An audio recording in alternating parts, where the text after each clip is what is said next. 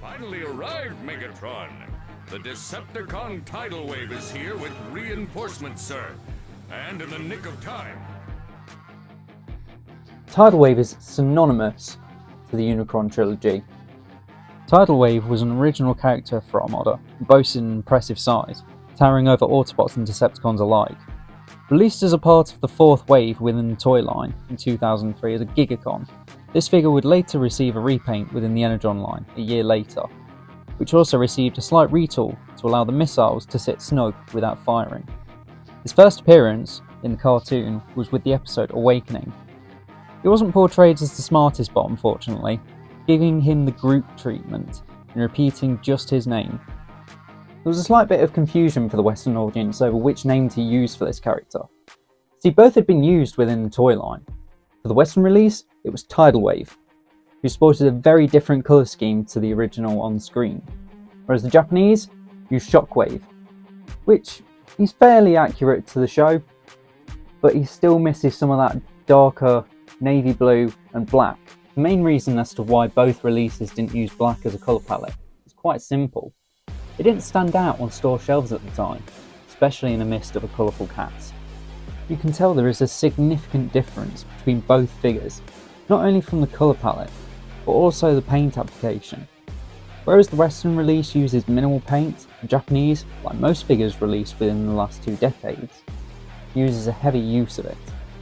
Hasbro and Takara would later rectify this in 2019 for the Siege line and subsequent series. But honestly, having those extra paint apps or changes in colour gave the fans a choice for which version fit within their collection. Now, taking a direct look at Tidal Wave, you can really see the breakup of all 3 different vehicles that are used. From the battle carrier at the front, to this pontoon here, stems right to the main cockpit of the figure, to this troop carrier at the back. He really has some impressive size for the time. He scales around Commander class for today's scale. Now, there's a few different things that you can do within this mode, and separately. Most notable thing would be the Minicon gimmick. If you plug in at the top here, which will rotate the cannons, you can also individually articulate these little barrels that are on these turrets, which is quite cool. And it was sort of his main gimmick within the show. But the one that I do want to highlight is at the front here. Now, unfortunately, I do have to mistransform him ever so slightly just to push up this level. Now comes his Minicon, Ramjet, which, yeah, he's a little small for what you'd expect a Seeker to be, but it was a part of the line to reuse names. He's quite cool. He folds up and he just goes into this little cavity here.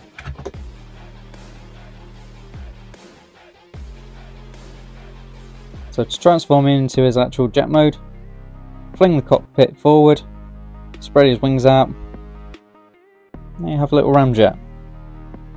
He is probably one of the smallest minicons they have ever done. He scales really well with the Micromasters, but he doesn't scale very well with the minicons themselves. But it really gives a sense of scale as to how big Tidal Wave actually is. Ramjet was meant to be sort of in scale with Thrust. Now, I don't mean the actual figure, I just mean within the show. You can really see the scale on this guy. If that was a deluxe transformer, this guy would clearly be a Titan class. Before anyone asks, it does float. Not very well. So taking a quick look at Ramjet, you can really see that there's no difference really between the Western release, the Hasbro release, and the Takara release. Both have a really nice rich purple colour for the main body, with some of this orange and a little bit of silver. He is really nice. He's a really cool little jet. I think he's probably one of the cutest minicons we ever received. So going on to transformation for this guy. Flip back the cockpit, fold out this leg, or his legs underneath, flip those forward to create the feet, and bring his arms down. He's a little tiny guy. Now he's very much got the same colour scheme here, although his face has that orange on him. You can really see the orange on the arms. But other than that, there's not much really to him. You can fold back the wings if you want, I just like to keep them out. It gives him a little bit more to him. So, taking a good look at Tidal Wave's 3 individual forms, to get into them, you need to pop these joints out of the side pontoons here, and they just fold back and turn into little boosters if you want. Second piece, straighten out these 2 pontoons at the front, unclip the legs, which are just attached on these tabs here into the little cavity underneath, and then there is a C-clip for his waist joint, which just comes undone like so, and that's his pontoon. And then for his deployment, they just collapse together, and here you have all 3 different vehicle modes. Taking an individual look at all 3 modes, starting off with the carrier itself, broken up with a really nice runway at the back, the front runway itself with a really nice Decepticon insignia, and a little battle tower, battle station tower. There's also some cybernetic detailing up here, which is more for the robot mode, but I think it breaks it up just enough. You also have that gimmick, like I'd mentioned before, just flips up to reveal Ramjet. There's also some nice gold paint just in there. Now onto the pontoon. Unfortunately this guy is missing both his missiles that go in here, but I will showcase those with the Takara release. Broken up with some really nice green, almost iconic really for this figure. Some nice orange at the top here, for what will become his chest. Lovely Decepticon insignia. His cockpit just there, or his main cockpit. And these turrets, like I'd mentioned, are individual and they can articulate. And I might as well showcase the Minicon gimmick while we're here. So bringing in the Minicon, attaching him to the main Minicon port, and you can see it just rotates those mortars ever so slightly. Finally onto the troop transport. Again, really nice cockpit at the back, broken up with some of this gold or bronze colour on him.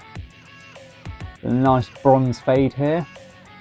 Nice orange, and some bronze on those little gun turrets there. A bit of orange just there. Now this can open up, like so, and it reveals some seats, which you can fit some Minicons onto. Now, because of how big this guy was, I don't think any of these modes were really necessary for him. And it kind of breaks up the illusion of how great this guy is and how grand he is. Taking a quick look at the Takara release, you can see that the only difference here is really the paint scheme and colour. Now, I think it breaks it up just enough to keep it as one whole team, whereas the Western release was broken up a bit too much. You can see that they've swapped out that silver, swapped out that bronze for that silver, which really makes it look amazing. Really helps it pop, and really helps that purple pop a little bit more, similar to how Astrotrain's colours work. On the other side of the pontoon, you can see those missiles, bright orange. I think they really work for missiles, especially for the time. You can see that it's broken up with a little bit of orange, and that purple really brought forward. The main body uses a gunmetal grey to a black, which, yeah, it looks accurate enough. Then again, we didn't really see Tidal Wave use any of these 3 forms. It was mainly his main battleship configuration that we saw. And seeing the battleship at the front, man, that purple really helped pop. So going into transformation, start by spreading the legs apart from those tabs, twisting the waist around and just rotating the legs around to the front, folding in the wings and fold down the toes and heel spurs. Going to the top of the figure, split the arms, bring those down to the side and just adjust. And for the chest, to reveal the head, just twist that round and pull the head up. Nice and simple. Here in robot mode, you can really see this figure shine. Now yes, he is very much game accurate. He's almost Gamer Edition before Gamer Edition was a thing. But you can really see the scale and size of this character. I mean, here's MP10 just for scale. He's quite a beefy boy, especially for an early 2000s figure. And this guy retailed for around $40 at the time, or £40. You can really see where that went to in the budget. This guy's articulation, again, is very limited because it's an early 2000 release. You don't have any head articulation. His arms have a really nice satisfying ratchet joint which can go 360. Get a nice 90 degree on those shoulders. The elbow, you've got a really nice 90 degree, and you've got a 360 degree rotation there at his elbow as well. You've also got a little bit of hand articulation in his thumb, which is mostly due to transformation. One thing they did include is his fingers. They can articulate. He does have a slight waist rotation there, but not much. And the only articulation in his legs, back and forward, and then a nice spread. Other than that, he's very much a brick. But other than that, you don't really need him to be in too many poses. There's only really one thing you want this guy for, and that's just the size. Bringing his Japanese counterpart, you can really see some of those colours come to life. Especially those orange tones, those purples, and that gunmetal grey really shining, which is very much the same that was used on the Western release, but it's a lot more pronounced with those colours, giving it a lot more of a dark tone. Now there's one more thing that I forgot to mention about both this guy and Megatron. They could combine, which is probably one of the best things that this toy can do, or one of the best things that both of these figures can do. Now there's one thing that I did miss off with Megatron, and that's his turret. It's by extending his waist and flicking around his cannon.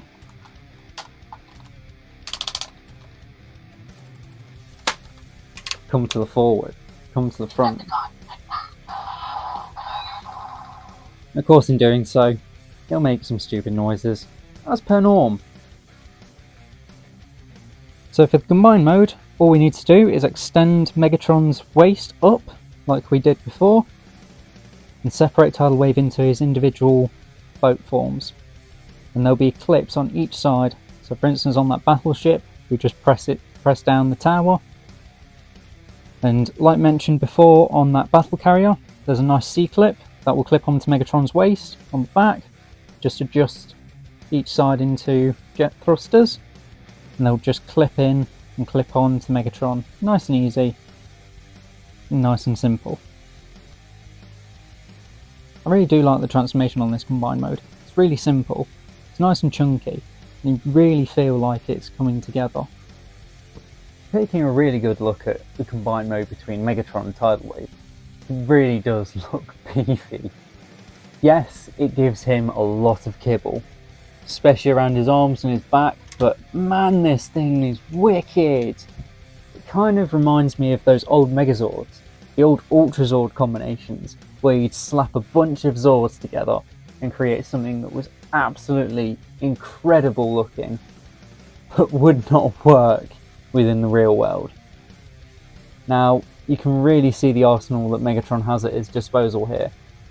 Pretty much wearing Tidal Wave as an armour suit, with the pontoon, the battleship, and the carrier. The carrier becoming a jetpack for him, whereas the other two becoming power gauntlets. Almost like Thanos, but for Transformers, which is weird to say. Now, I do think that the Western release works for the Megatron, whereas the Japanese release works better for the Galvatron.